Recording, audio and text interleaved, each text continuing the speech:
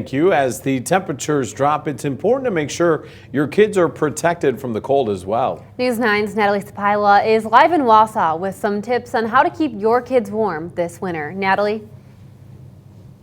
Yeah, guys, from waiting for the school bus to playing in the snow, it's important to make sure your kids are staying warm. First and foremost, it's important to make sure your kids are wearing warm clothing when they're outside, including coats, hats, gloves, and scarves. The general rule of thumb for kids is to dress them in one more layer of clothing than an adult would wear in the same conditions. Finally, make sure kids come inside every so often to prevent frostbite or hypothermia.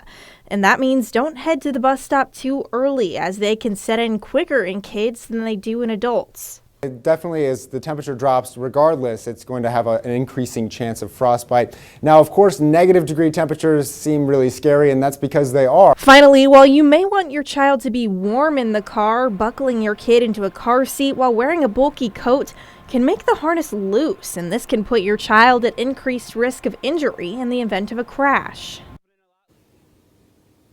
Yeah, instead you'll want to lay the jacket over your child once they're already buckled in order to keep them warm. Thanks, Natalie. And even though it's cold outside, it's also important to keep the little ones hydrated.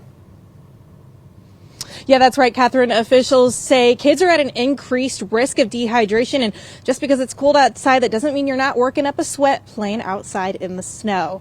Live in Wausau, I'm Natalie Sapila, News 9 WAOW.